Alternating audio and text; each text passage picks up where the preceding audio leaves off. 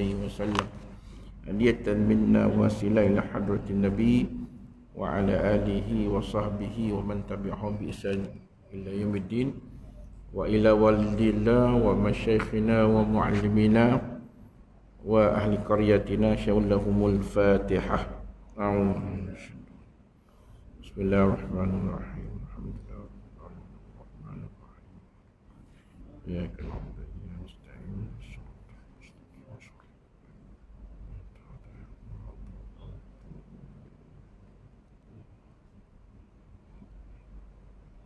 Maka surat 81 perkara 351. Ya. 50 hari ini 52. 352.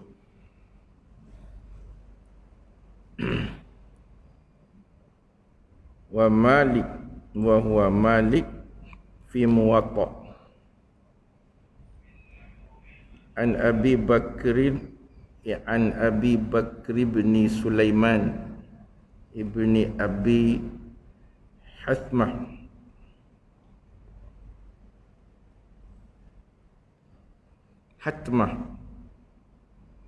Sai Hatmah ke Hasmah Sai halus nak Sai kan Hasmah qala inna Umar bin al-Khattab radhiyallahu anhu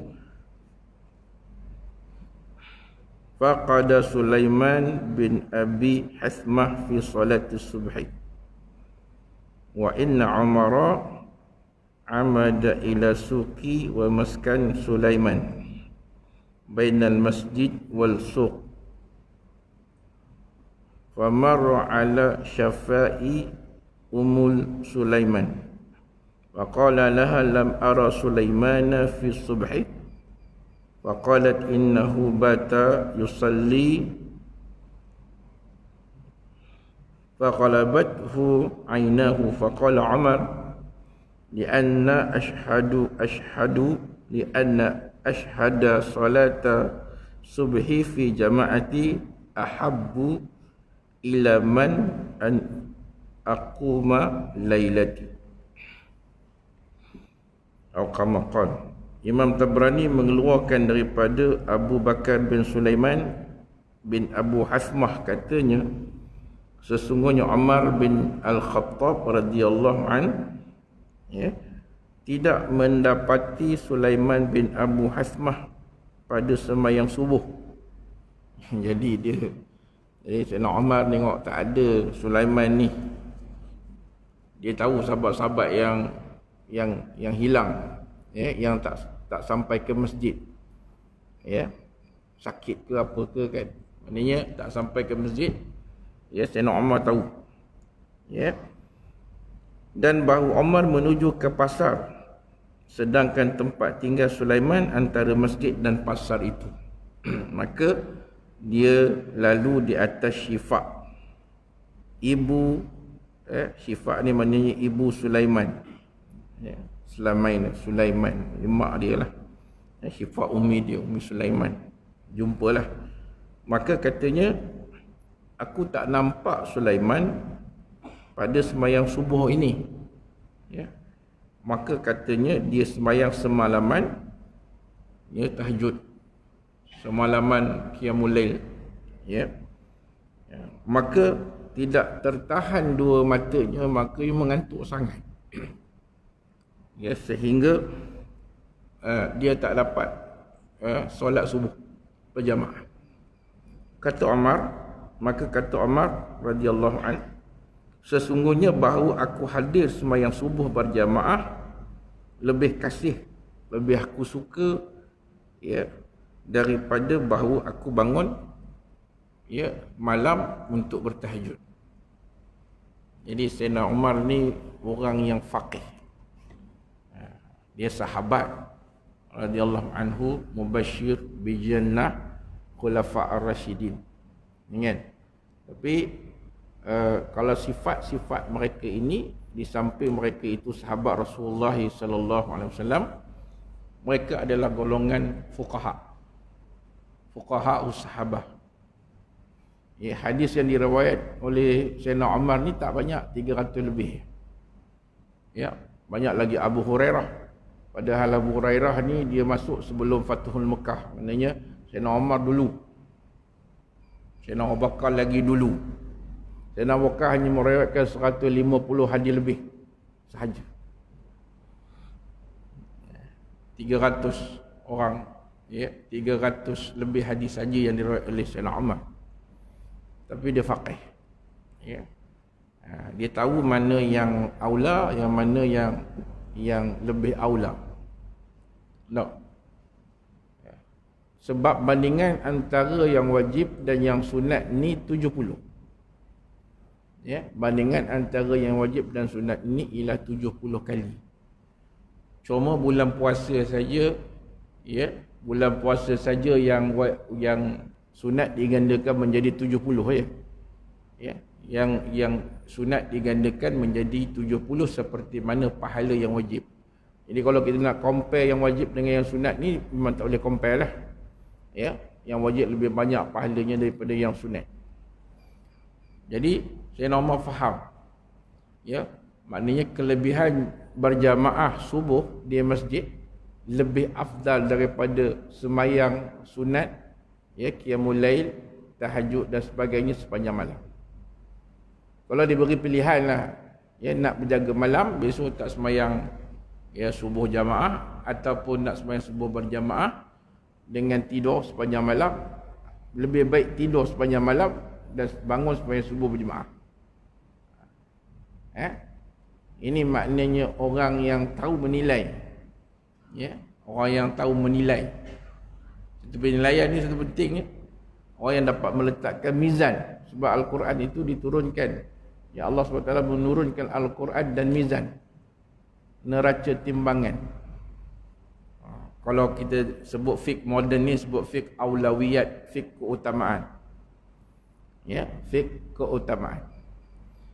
Jadi oleh kerana kita mengambil, ya, moral ataupun iktibar daripada pengajaran daripada hadis ini, bahawa Sayyidina Umar telah menunjukkan kepada kita bahawasanya, ya, amalan ini, ya, sembahyang subuh berjamaah lebih, ya, baik daripada, ya, qiyamul lail, sembahyang sunat sepanjang malam hingga tidak dapat sembahyang subuh berjamaah, ini yang mengantuk. Ya, tuan-tuan yang dirahmati Allah SWT. Tapi janganlah kita jadikan dia hujah untuk kita nak tidur tak sembahyang tahajud. Tak adalah jadi hujah begitu. Ya. Nak tunjukkan afdal dia sembahyang subuh berjamaah ini. Tapi sekiranya orang ini bertahajud, ya, kemudian lepas tu berqiyamul lail, kemudian, ya, mereka sembahyang subuh berjamaah di masjid, maka ini yang terlebih afdal lah. Inilah perlakuan ataupun adab ataupun orang kata sunnahnya, ya, Nabi Muhammad sallallahu alaihi wasallam, para sahabat, ya, para tabi'in, alim ulama, aulia dan sebagainya. Inilah, ya, sunnah mereka. Ya, inilah takdib mereka, ini tertib mereka. Ya, hanya begitu. Kemudian yang 353, dan kita faham bahawasanya, ya, semayang yang paling afdal sekali, ya, di antara semayang berjamaah yang 5 ni ialah semayang subuh pada hari Jumaat, pada pagi Jumaat. Itu yang paling afdal sekali di antara semayang subuh. Kalau orang tanya semayang jamaah yang paling afdal, semayang jemaah yang paling afdal ialah semayang subuh di waktu hari Jumaat. Itu paling afdal. Kemudian semayang subuh di hari-hari yang lain. Kemudian semayang fardu Isyak oleh jamaah. Ya. Kemudian seterusnya semayang yang lain berjamaah. Kalau orang tanya, di manakah tempat, ya, di manakah tempat berjamaah yang paling afdal di antara semayang berjamaah? Yang pertama ialah di Masjid Jami'. Maknanya Masjid Jami' ini ialah masjid yang didirikan Jumaat. Sebab dalam di negara Arab dia tidak sebut musalla ataupun dipanggil surau. Semua adalah masjid. Kalau orang Arab tu surau-surau ni dipanggil masjid. Digelarkan masjid, tapi masjid yang tidak jami'. Maknanya tidak didirikan Jumaat. Maka kalau Jumaat dikumpulkan di masjid jami'. Jadi masjid jami' itulah ya tempat yang paling afdal untuk kita solat berjamaah. Nombor duanya mestilah masjid yang tak jami' kan. Yang ketiga ni di rumah, berjamaah di rumah. Berjamaah di rumah. Tapi dalam kitab dia sebut berjamaah di rumah ni kadang-kadang kita kena juga sebab nak tengok anak-anak kita solat, isteri kita dan sebagainya. Sekali-sekali kita kena semayang berjamaah di rumah juga. Sebab nak tengok semayang mereka itu. Nah, kita je lepas je masuk syurga, dia masuk tersangkut. Nah, ini. Anak-anak isteri kita semayang dia macam mana, ya, pergerakan dia macam mana, kan? Kadang-kadang dia melakukan pergerakan-pergerakan yang cepat sehingga ya membatalkan semayang. Kena tengok juga anak-anak kita semayang, kita tengok isteri kita semayang, kita tengok dan sebagainya. Fatihah je kita kena tasmih. Kena. Ya. Tapi sebelum kita nak tasmih Fatihah, kita kena juga tasmih dulu dengan tok guru tak. Kita nak tasmih Fatihah bini kita pun tak tasmih. Rupanya bini ngajar Quran, kena tasmih dengan bini. Untung kita balik tasbih dengan dia kan. Jadi tak ada masalah. Benar. Dia semayang jamaah di rumah, jamaah jugalah, jamaah di rumah di kurang afdal lah. Ya, tak mestinya di kurang afdal. Sebab itu lepas fardu kifayah bagi satu-satu kampung, satu-satu daerah ialah berdirinya semayang jamaah di tempat yang menjadi syiar, iaitu di masjid ataupun di musalla ataupun di surau. Kalau kita buat semayang jemaah di rumah tak lepas fardu ain, atau fardu kifayah tak lepas. Jadi saya dapat laporan bahawasanya masa PKP hanya dibenarkan semayang Tok Imam, Tok Bilal dan juga Tok Siap. 3 orang saja. Jadi Ustaz Ahmed tak datang ke masjid lah pasal tak dibenarkan. Dengar cerita Tok Siap je datang. Manjung kita. Pada 3 orang ni atau 2 orang ni, mereka ni difardukan untuk dia menyelesaikan fardu ain bagi karya semua ni. Sebab dia yang boleh datang semayang, kita tak boleh datang. Orang lain tak boleh datang. Orang lain tak berdosa. Maknanya kalau Tok Imam tak datang, Tok Bilal tak datang, tinggal Tok Siap, dia semayang di masjid, Tok Siap tu lepas, yang lain semua kita tak lepas. Berdosa ahli qaryah. Yang berdosa lagi lah itu. Sebab apa? Sebab dia digajikan untuk jadi imam.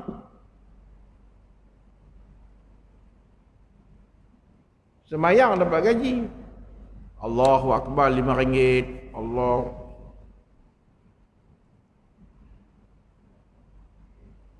Digajikan.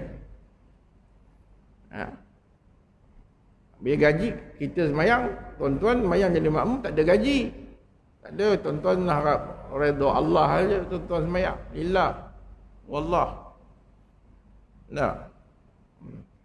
Yang digajikan kena jalankan tugas. Tidak haram ambil daripada upah ataupun daripada gaji yang kita tak jalankan tugas. Tak. Lainlah kalau tak ada dilantik imam rasmi. Itu lain, siapa nak jadi imam pun boleh jadi imam. Kita pun tak boleh jadi imam kalau ada imam rasmi.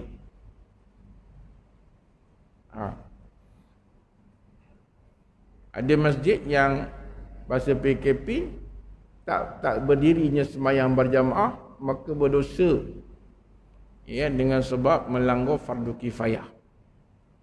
Kami buat semayang jemaah di rumah tak kira. Tu di rumah dia tak kira. Dia bukan tempat syiar.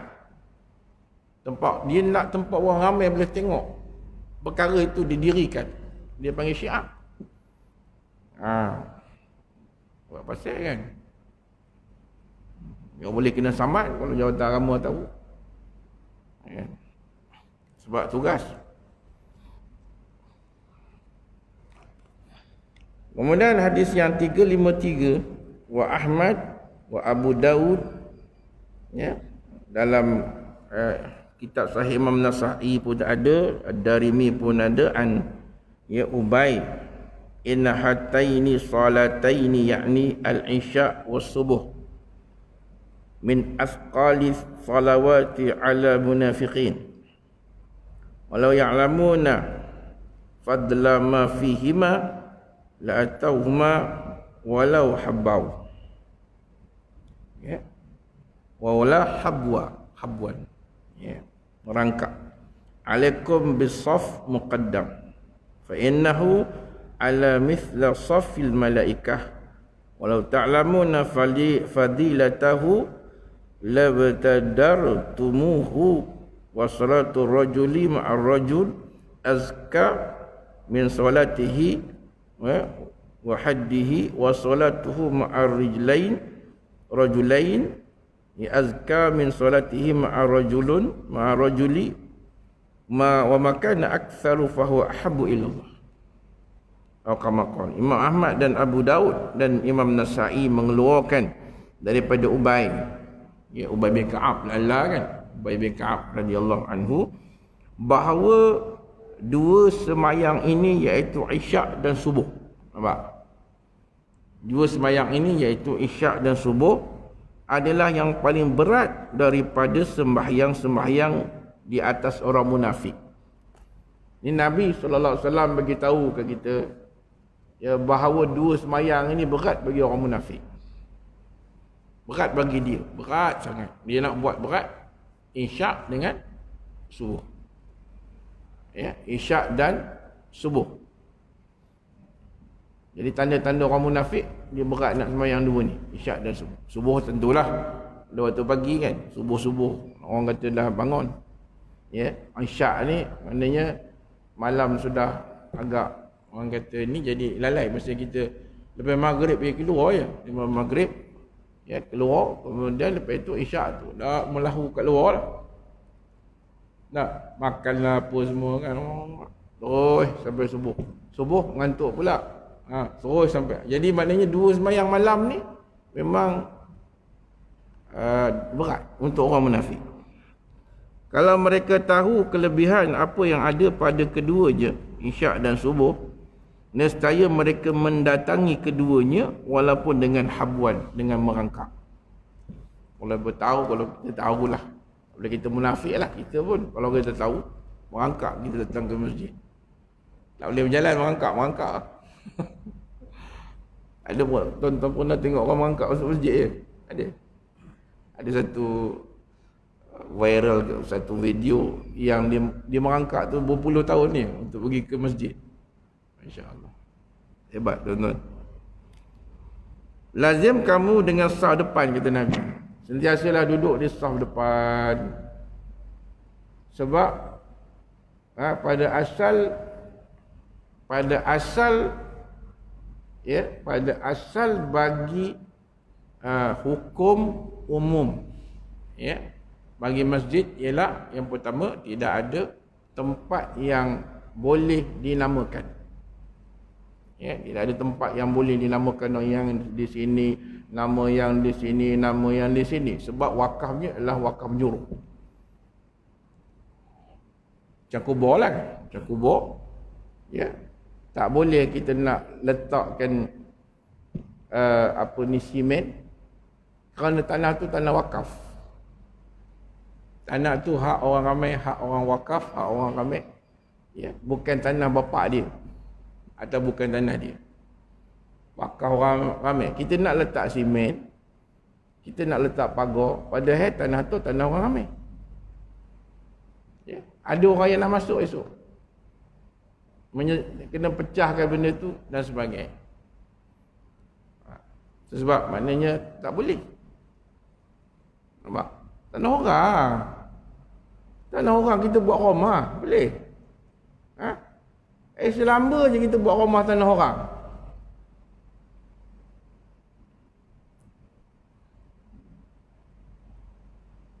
Dari segi syariat yang nampak yang itu pun dah tak betul. Itu juga di masjid. Kecuali lah kalau petugas-petugas yang bertugas di masjid, ya, sekarang kalau kita tak bagi tempat dia, sekarang dia bertugas kat luar, dia tak boleh sembahyang pula. Dia suruh orang boleh masuk, dia sembahyang kat luar. Kat luar tak boleh sembahyang pula. Dia pun tak sembahyang. Tak boleh lah, dia kena ada juga tempat bagi petugas-petugas tak apa. Ini tak ada. Kalau masjid di Putrajaya tu, masjid Putrajaya, kalau dia letakkan semua situ kan pentadbiran PM pun ada, apa pun ada di situ kan. Kalau dia letakkan tempat-tempat di situ, ya, maka banyaklah kosong yang di depan tu. Sebab ramai menteri kat situ. Jabat-jabat daripada PM sampai semua di situ. Jadi PM lambat pun PM duduk belakang. Itu betul. Nah. Jadi lazimkan kamu sah depan, maka ya, yang benarnya ialah siapa yang cepat, siapa yang awal datang ke saf depan lah. Tak boleh orang ambil tempat dia, tak boleh. Sebab hak dia, melainkan dia tinggal dan sebagainya. Kalau maknanya keduanya nescaya mereka, dia kata lazimkan kamu dengan saf depan, maka ia sama dengan saf malaikat. Duk sama dengan saf malaikat, masya-Allah. Ya, kamu tahu fadilatnya, nescaya segeralah kamu kepadanya, kepada saf depan tu. Kalau kita tengok zaman sahabat berebut-rebut nak saf depan, hampir berbunuh-bunuh katanya. Bukanlah hampir berbunuh-bunuh, maknanya berebut depa tempat tu, bersungguh para sahabat untuk dapat merebut tempat saf depan. Semayang seseorang lelaki bersama seseorang lelaki lebih subur daripada semayangnya sendirian, dan semayang yang bersama dua lelaki lebih subur daripada semayangnya bersama seorang lelaki, dan apa yang ianya lebih ramai maka lebih kasih kepada Allah. Maka di sini menunjukkan bahawa jamaah yang ramai itu ialah afdal, sehingga kan ya, ulama-ulama fiqh membincangkan hal ini berkaitan yang tempat tadi. Sekiranya masjid jamek itu kurang jamaahnya, sedangkan masjid yang tidak jamek itu lebih banyak jamaahnya, maka kita lebih meraihkan tempat yang ramai jamaahnya. Ada sebahagian ulama pandangan macam tu, ada setengah ulama berpandangan macam tu. Nampak tak? Dia tengok kepada keramaian, afdalnya pada ramai bilangan. Yang ni yang saya sebut tadi, afdalnya pada tempat. Ada dua keadaan. Kita boleh pilih lah, kita boleh choice. No. Apa yang menghalangkan surau diri Jumaat itu untuk dibuat masjid? Surau diri Jumaat ini, apa yang menghalangkan jika dibuat masjid? Rugilah orang sembahyang Jumaat kat situ tak boleh niat iktikaf. Kan? Dia tak boleh niat i'tikaf. Jadi rugilah. So, kalau kita sembahyang Jumaat di masjid ataupun di surau yang diri Jumaat, maka ruginya kita tak dapat duduk i'tikaf. Tak dapatlah kita pahala i'tikaf. Itu satu kelemahan. Jadi surau-surau yang didirikan Jumaat, apa salahnya ditukarkan statusnya jadi masjid. Tapi kena minta jabatan agama lah. Sebab yang menentukannya ialah mufti. Ya, mufti yang menentukan. Tapi ya rugilah bagi orang kita, mazhab kita Syafi'i. Ya, kalau mazhab lain dia dah kira masjid dah. Jadi orang yang duduk sembahyang di masjid ataupun surau yang didirikan Jumaat itu, ya kira kalau dia nak niat iktikaf, pada kita taklah. Pada kita mazhab Syafi'i taklah, sebab dia dikira surau, tidak diwakafkan sebagai masjid. Tapi kalau dalam mazhab yang lain dah kira masjid lah. Dia ambil kata masjid tu tempat sujud. Jadi surau pun tempat sujud juga, jadi kira masjid. Sebab itu kalau kita tengok di Johor, semua surau nawaitu i'tikafi di Johor. Surau tapi nawaitu i'tikafi. Pasal apa surau nawaitu i'tikafi? Mungkin fatwa negeri Johor maknanya dia berfatwa begitu. Tak salah. Kita pun kalau kita nak ikut pandangan itu pun boleh, tak ada masalah. Kalau kita masuk dalam surau, kita i'tikaf, semayang tahiyatul masjid, kita ikut pandangan yang lagi satu, boleh pun salah. Kita nak tambah amal, nak tambah amal. Tapi kami kat pondok, macam Pak Teh lah, arwah Pak Teh, almarhum Tuan Guru Pak Teh, tanya ke dia kenapa tak buat surau, kenapa tak buat masjid, buat surau, surau pondok kan. Pak Teh kata hujahnya ialah, katanya orang perempuan ni kalau dia haid, kalau kita buat masjid, kalau orang perempuan ni haid, misalnya kalau dia haid, di mana dia nak mengaji? Jadi ramai santri je, ramai pelajarnya orang muslimat.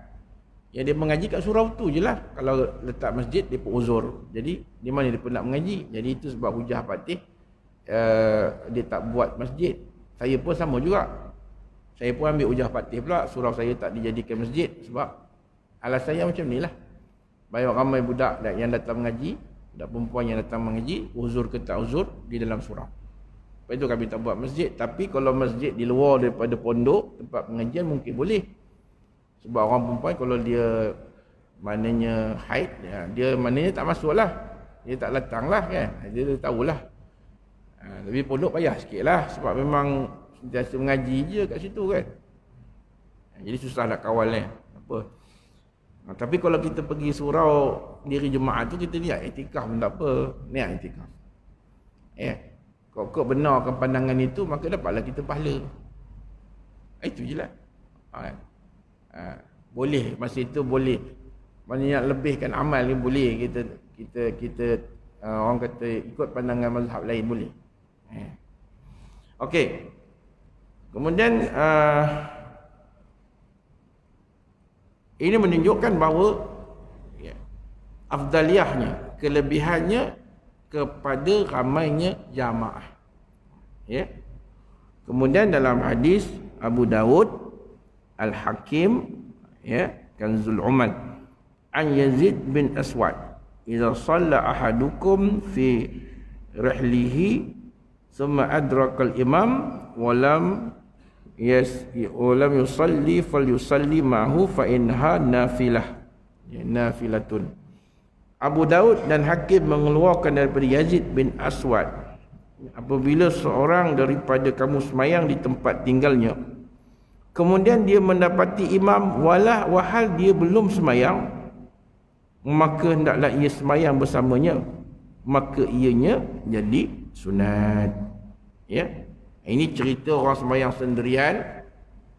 Dia semayang sendirian, kemudian lepas itu ada datang seorang lagi, maknanya boleh dia berjamaah, maka sunat dia untuk mengulang balik semayangnya secara berjamaah tu tadi. Ini boleh. Artinya dia semayang 2 kali lah, sebab dia nak ambil afdaliyah berjamaah itu. Kalau kita tengok hukum dalam semayang berjamaah ini, maknanya boleh kita takhirkan, kita lewatkan sedikit solat, untuk menunggu jamaah. Sekiranya kita yakin ada jamaah yang datang, maka boleh kita lewatkan sedikit solat. Yang ambil waktu dah lah kan, maknanya lewatkan sedikit solat untuk menunggu orang semayang berjamaah. Kalau kita seorang lah. Kalau kita seorang, kita semayang Allahu Akbar, semayang seorang, kita niat 4 rakaat zuhur misalnya kan, ada satu puak lagi datang semayang berjamaah, di sisi kita, di tempat kita, dia tak ikut kita tapi dia buat jemaah tempat lain, kita boleh hailih, kita boleh kalih semayang wajib tadi, dia semayang sunat, kita habiskan 2 rakaat pada ketika itu. Macam kita Allahu Akbar supaya fardu macam fardu Isyak misalnya 4 rakaat, fardu Zuhur 4 rakaat misalnya, tiba-tiba ada puak lain datang berjamaah 4-5 orang, 2-3 orang, tak apa, kita tukar niat sembahyang sunat, habiskan 2 rakaat, salam, ikut Ya, ikut. Padahal pada waktu yang lain kita tak dibenarkan, batal sembahyang kalau kita tukar. Tak? Kalau macam qasar kan, qasar. Kita dah sembahyang tamam, saja aku sembahyang zuhur 4 rakaat kerana Allah, tiba-tiba ya, dah takbir. Kita nak tukar sembahyang qasar sembahyang 2 rakaat, tak betul, tak boleh. Batal sembahyang. Tapi kalau orang tu sembahyang qasar, ya, dia sembahyang qasar, tiba-tiba imam sembahyang 4 rakaat tamam, maka yang qasar tadi dia boleh tamamkan sembahyang sebab asas sembahyang 4. Kalau daripada niat 4 nak jadi 2 tak boleh. Kalau niat 2 nak jadi 4 tak apa. Macam kita sembahyang, kita ingat orang tu buat qasar. RNR kan, kita sembahyang ingat dia lah, biasalah musafir. Padahal dia jual cendol kat tepi tu ya. Kita sembahyang 2 rakaat tahiyat awal, kita ingat dia salam, rupanya dia bangkit. Sedangkan kita qasar 2, kita tak boleh ikut orang sembahyang tamam 4. Sebab mukhalafah qabih dia panggil. Mukhalafahnya perselisihannya buruk. Jadi dia tak boleh 2 rakaat kau qasar, kau tak boleh ikut 4. Kalau kau 2, orang 4 ikut tak apa, sebab salamnya dia kita bangkit untuk sempurnakan, tak ada masalah. Jadi mana pada saat ketika itu dia bangkit, rakaat kita pun bangkit. Padahal kita dah niat qasar. Itu tak apa. Sebab memang asas sembahyang 4 pun. Betul tak? Kita kembali kepada asal lah, tak ada masalah. Apa masalah? Tapi orang tu sembahyang 4 tak niat qasar dalam takbiratul ihram, maka tak boleh dia nak sembahyang qasar, batal sembahyang. Ya. Kalau sunat nak tukar wajib, wajib nak tukar sunat pun tak boleh. Ya. Pada ketika nak berjamaah saja yang boleh. Special lah, sebab jemaah ini ialah sangat penting yang kita bincangkan tadi. Jadi oleh kerana itu dia benarkan sembahyang fardu, kita niat fardu kita 4 tu ditukarkan kepada sunat, maka kita buat 2 rakaat salam dan ikut jemaah tadi. Faham ya? Faham? Ada soalan? Ada soalan? Kita tunggu soalan dulu. Petang.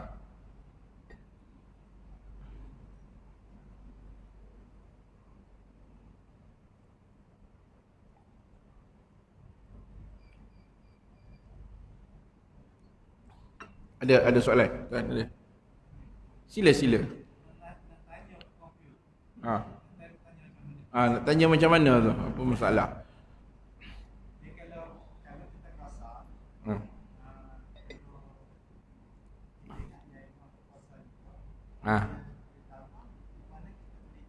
Ikutlah tamam.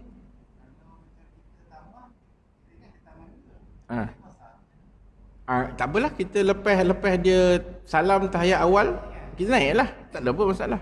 Tak ada masalah. Yang masalahnya ialah ketika dia tamam kita qasar di belakang. Selalu ada kena, kita kadang kita kena kan. Kalau tak, biasanya bila orang qasar dengan tamam, jadi orang tamam akan tolak orang qasar jadi imam. Sebab apa? Sebab dia boleh ikut, kemudian lepas orang tu salam, dia dekat kedua tahiyat, dia tahiyat akhir lah, kita tahiyat awal. Lepas dia salam, kita pun bangkit bangun, sempurnakan 2 rakaat lagi. Itu tak ada masalah. Masalahnya bila dia sembahyang tamam kat depan, kita sembahyang qasar kat belakang.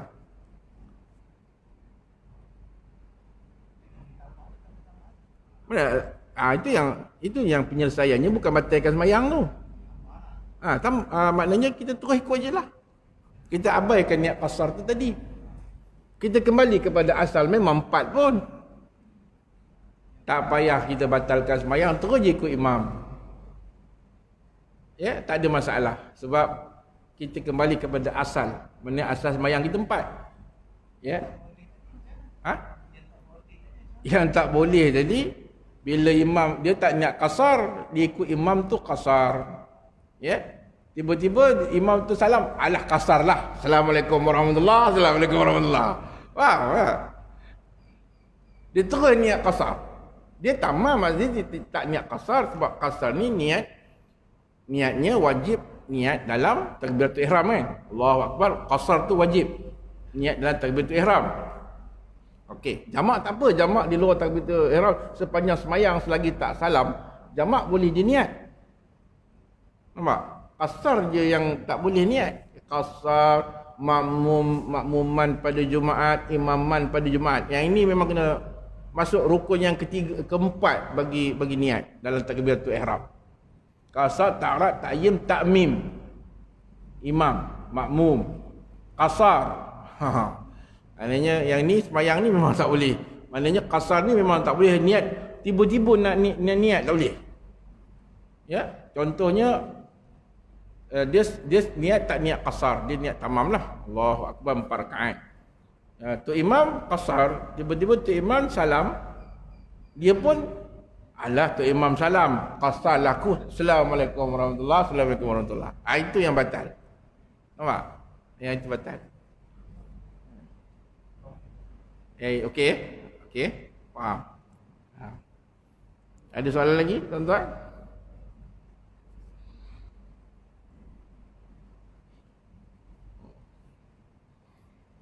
Okey, kita akan pergi kepada kitab je. Kita sampai Isyak Ke dah sampai belum? Berapa minit lagi Isyak? Dan lagi no, 2 3. 4 minit tuan 4 minit boleh sikit satu. Nah. Syaikhan maknanya dua syekh ni, maknanya kalau dalam ilmu hadis ialah Imam Bukhari dan Muslim, ya, mengeluarkan kuat hadis ni. An Abi Hurairah radhiyallahu anhu, laqad hammamtu an amura bi salati fatuqamu summa amara rajula fayummun nasu summa intalaqa ma'i birijalin ma'ahum hazmun min man hatab ila al-yawm ila qaum la yashhaduna al-jama'ata fa ahrafa 'alaihim buyutahum bin nar. Kama qala. Dua syekh mengeluarkan daripada Abu Hurairah, sesungguhnya aku ingin sangat menyuruh agar didirikan semayang, maka ia dikamatkan. Kemudian aku suruh seorang lelaki mengimamkan orang ramai. Kemudian aku berjalan dan bersamaku beberapa lelaki yang bersama mereka seberkas kayu api, bawa kayu api kepada kaum yang tidak hadir jamaah itu, maka aku bakar rumah mereka dengan api. Tapi Rasulullah SAW tak buat begitu. Ya, sebab tak pernah dalam hadis menyebutkan Rasulullah membakar orang yang tak hadis jemaah. Tapi bunyi beratnya, biasanya kalau dalam hadis ni, kalau dia menceritakan perkara dan hukuman yang berat itu, maknanya perkara itu sangat penting. Lepas itu Sayyidina Umar bila zaman dia jadi khalifah, maka ada sebahagian daripada penduduk Madinah yang culas sembahyang jemaah. Ya, dah mula culas lah, ya. Yang mula tak semangat dan sebagainya, maka Sayyidina Umar memerintahkan sahabat jemaah supaya mencari kayu api diletakkan di tepi masjid. Ya. Lalu Sayyidina Umar kata, aku akan pergi bakar rumah yang tak letak sembahyang jemaah. Besok penuh. Penuh. Kalau Sayyidina Umar kata apa itu lagi penuh. Ayolah, memang sungguh dia bakar. Maknanya pemerintah dulu, tuan-tuan, ya, pemerintah dulu menjadikan urusan solat ini sebagai suatu agenda negara. Satu perkara yang penting bagi pemerintah untuk memastikan bukan sembahyang Jumaat, sembahyang berjemaah fardu kifayah ni di masjid. Ya, sangat-sangat. Rasulullah sallallahu alaihi wasallam, para sahabat. Rasulullah ni kita kata tak jadi sebab zaman tu zaman masya-Allah sahabat iman kuat. Ya kan? Ya. Zaman Sayyidina Abu Bakar masih lagi, tapi zaman Sayyidina Umar dia dah mula kan, dah mula lalai kan, biasalah. Jadi Sayyidina Umar mengembalikan masyarakat kepada perkara yang penting, agenda ni, agenda negara. Bagi orang liberal, dia kata bab semayang ni urusan peribadi. Aku tak jaga tepi kain kau. Kan? Sebab itu agama Nasara, ya, sebab jadi agenda peribadi tu yang banyak masjid-masjid tidak didatangi oleh orang Kristian untuk beribadah di hari Ahad. Jadi maknanya lama-lama kelemahan, gereja tak dapat sambutan, tak ada duit yang masuk, orang pun tak datang dan sebagainya, jual. Banyak gereja-gereja di Eropah, di Amerika yang besar-besar, yang 100 tahun, 200 tahun dijual kepada orang Islam. Dia pun tak jual pada orang yang nak usahakan bar, nak buat bar di gereja. Dia pun tak nak.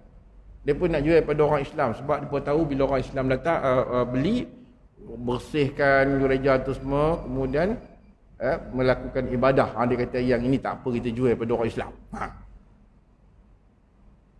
Boleh jual pada orang Islam, dia pun kata saya seronok tengok orang Islam jaga gereja saya. Jadi maknanya tuan-tuan, masya-Allah, tabarakallah. Satu agenda pemerintah memastikan rakyat dia solat berjemaah di masjid. Kita nak pemerintah kita sampai tahap tu lah. Punya jaganya Islam ni kan. Punya jaganya aman Islam ni. Masya-Allah, tabarakallah.